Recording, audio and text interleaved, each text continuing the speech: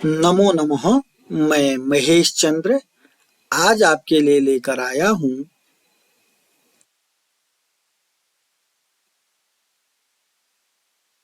मनुस्मृति सप्तम अध्याय।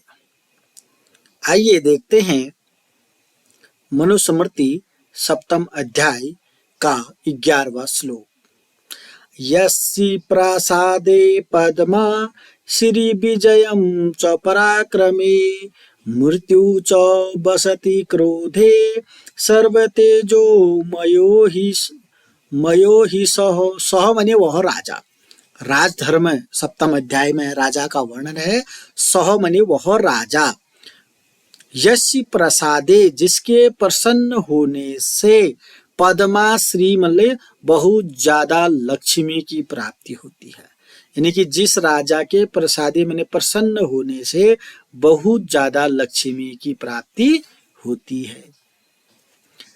विजयम च पराक्रमे जिस राजा के पराक्रम में विजय होती है। जिस राजा के प्रसन्न होने प्रसाद बने यश बने जिसके प्रसन्न होने से पद्माश्री पद्माश्री का मतलब बहुत ज्यादा श्री माने लक्ष्मी की प्राप्ति होती है, धन मिलता है। जिसके प्रसन्न होने से बहुत ज्यादा लक्ष्मी की प्राप्ति होती है। यानी कि जब राजा प्रसन्न होगा तो लक्ष्मी धन प्राप्त होने की संभावना ज्यादा रहती है। विजयम च पराक्रमे जिसके पराक्रम में सप्तमी विभक्ति है। जिसके पराक्रम में विजयी होती है। जिसके पराक्रम में विजय वसती है। वसती माने वसती है। मृत्यु च वसति क्रोधे जिसके क्रोध में मृत्यु बसती है। सह ही सर्व तेजोमयो वह राजा सर्व तेजोमयी है, सभी तेजों की मूर्ति है। सर्व तेजोमयी का मतलब सर्व तेजोमयी है अर्थात सभी तेजों की मूर्ति है। कौन है? वह राजा सभी तेजों की मूर्ति है। जिसके खुश होने से धन की प्राप्ति लक्ष्मी की प्राप्ति होती है। जिसके पराक्रम से विजय होती है और जिसके क्रोध में मृत्यु बसती है। क्रोध आ जाए तो मृत्यु, प्रसन्न हो जाए तो धन, पराक्रम हो तो विजय। ऐसा वह राजा क्या है? सर्व तेजमयी है। यानी कि सभी तेजों की मूर्ति है। समझ में आ गया होगा। जिसके प्रसन्न होने से बहुत ज्यादा लक्ष्मी की प्राप्ति होती है। जिसके पराक्रम में विजय बसती है, यानी कि जिसके पराक्रम में विजय होती है। जिसके क्रोध में मृत्यु बसती है अर्थात जिस क्रोध होने पर मृत्यु मिलती है। ऐसा वह राजा सर्व तेजोमयी है, सभी तेजों की मूर्ति है, मूरत है। आइए देखते हैं। अगर फिर भी आपकी समझ में ना आया हो, यहाँ पर लिखा गया है, आप इसको पॉज करके पढ़ सकते हैं और तब तक आगे न बढ़ें जब तक आपको ये समझ में ना आए। जिसके प्रसन्न होने से लक्ष्मी की प्राप्ति होती है। जिसके पराक्रम में विजय होती है। जिसके क्रोध में मृत्यु बसती है। वह राजा सर्व तेजोमयी है। वह राजा सभी तेजों की मूर्ति है। आइए 12वां श्लोक देखते हैं। तम यस्तु द्वेष्टि सम्मोहास विंशति असंशयम् तस्य हि आशु विनाशाय राजा परकुरुते मनः। तम यस्तु द्वेष्टि सम्मोहात् उस राजा से मोहवश कोई द्वेष करता है तो विनशति असंशयम उसका विनाश निश्चित है। कोई मोहवश तम माने उस राजा से द्वेष करता है। किसमें? मोहवश। मोह माने अज्ञानतावश। कोई मोहवश अज्ञानतावश उस राजा से द्वेष करता है तो विनशति असंशयम असंशय निसंदेह उसका विनाश होगा। यानी कि उसका विनाश विंशति माने विनाश निश्चित है। अगर मोहवश कोई उस राजा से द्वेष करता है, द्वेष्टि करता है, उसका विनाश निश्चित है। तस्य हि आशु विनाशाय राजा परकुरुते मनः उसके विनाश के लिए राजा जल्दी से अपना मन लगा लेता है। तस्य विनाशाय माने उसके विनाश के लिए राजा ही आशु माने जल्दी से मन परकु कुरुते माने लगा लेता है। राजा किसके विनाश के लिए मन लगा लेता है? जो उससे द्वेष करता है, द्वेष करता है।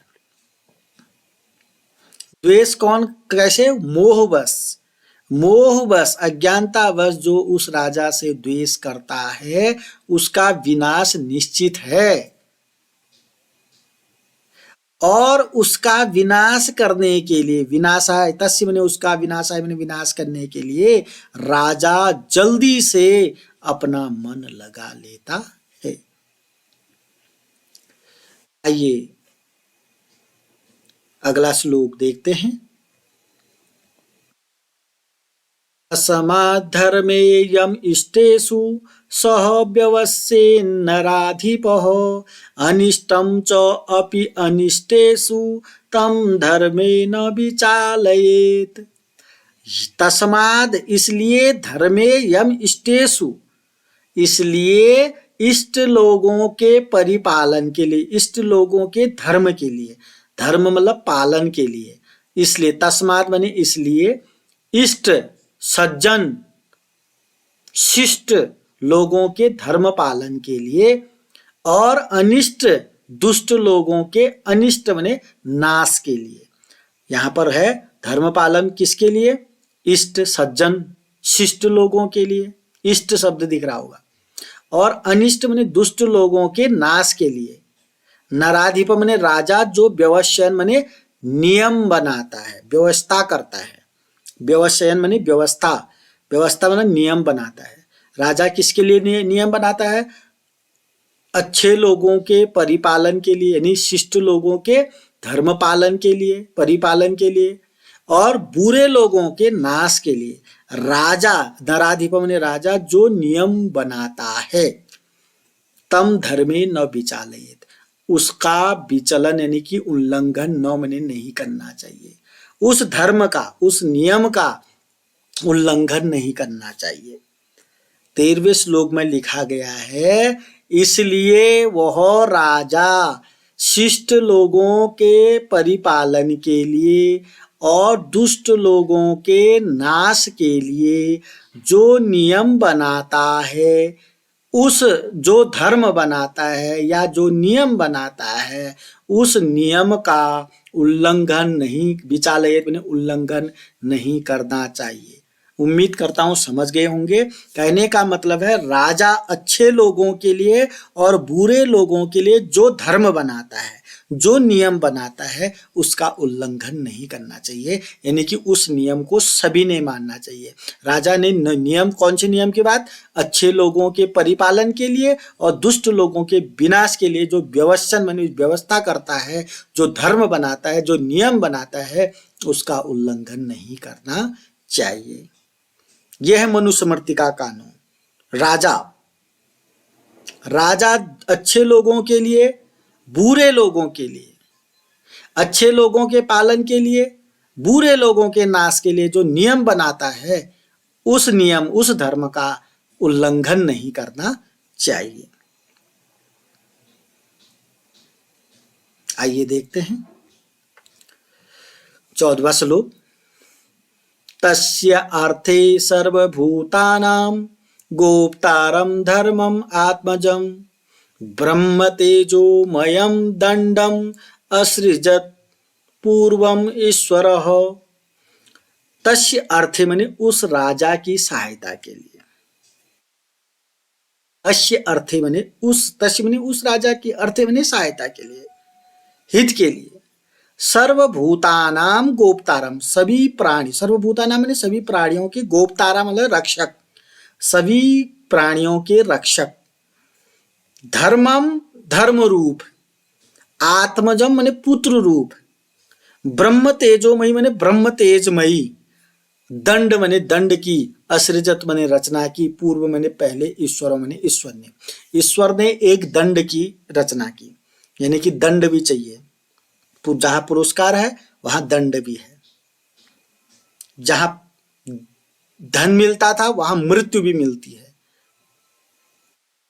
दंड की असृजत मैंने रचना की, पूर्व मैंने पहले, ईश्वर मैंने ईश्वर ने राजा की सहायता के लिए, सभी प्राणियों की रक्षा के लिए धर्म रूप, आत्मज मैंने पुत्र रूप, ब्रह्म तेजमयी दंड की रचना की।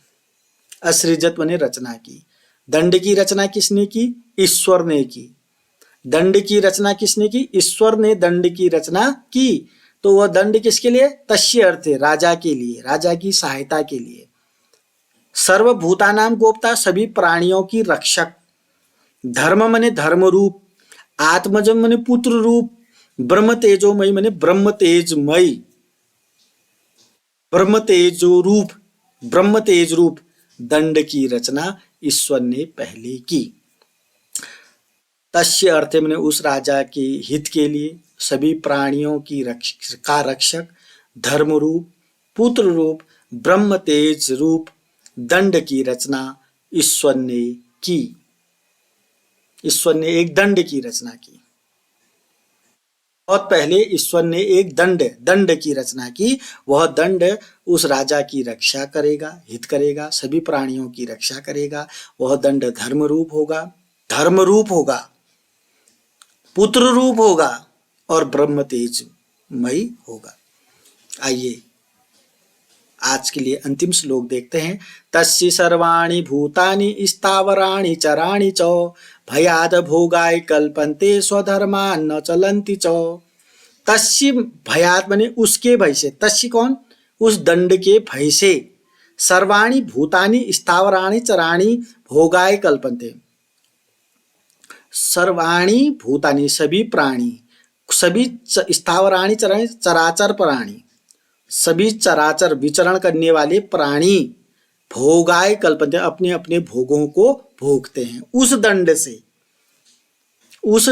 से सभी प्राणी, सभी चराचर प्राणी, सर्वाणि भूतानि माने सभी प्राणी, कौन? चराचर प्राणी, पृथ्वी पर विचरण करने वाले प्राणी, सभी प्राणी पृथ्वी पर विचरण करने वाले प्राणी, अर्थात उस दंडे के भय से सभी चराचर प्राणी अपने अपने भोगों को भोगते हैं। उस दंडे के भय से अपने अपने भोगों को भोगते हैं, यानी कि दंडे का भय बना रहेगा। दंडे का भय बना रहेगा तो अपने अपने कर्म में व्यस्त रहेंगे, सभी अच्छे कर्म करने को तत्पर रहेंगे, बुरे कर्मों की ओर ध्यान नहीं देंगे, ये मतलब है। तस्य भयात् माने उस दंडे के भय से सभी चराचर प्राणी अपने अपने भोगों को भोगते हैं। स्वधर्मान न चलन्ति, और स्व माने अपने धर्म से विचलित नहीं होते हैं। उस दंडे के भय से सभी चराचर प्राणी अपने अपने भोगों को भोगते हैं और अपने धर्म से, स्वधर्मान माने अपने धर्म से, न माने नहीं, चलन्ति माने विचलित, अपने धर्म से विचलित नहीं होते हैं। पुनः उम्मीद करता हूं कि 15 के 15 श्लोक आपके समझ में आए होंगे। अगर नहीं आए तो कमेंट बॉक्स में जरूर लिखिएगा, चाहे आपको श्लोक नहीं आए, चाहे एक पंक्ति नहीं आए, चाहे एक शब्द ना आए, जो भी समस्या हो आप कमेंट बॉक्स में लिखिएगा। अगर नहीं भी आए, आज की वीडियो में मैंने आपके लिए अनुवाद भी लिखा है, तो आप उस अनुवाद और श्लोक को देखकर भी अपना दिमाग लगाकर भी आप समझ सकते हैं। और अगर आपको वीडियो समझ आई तो लाइक करेंगे, कमेंट करेंगे, शेयर करेंगे, और अभी तक मेरे चैनल को सब्सक्राइब नहीं किया तो सब्सक्राइब करेंगे। धन्यवाद।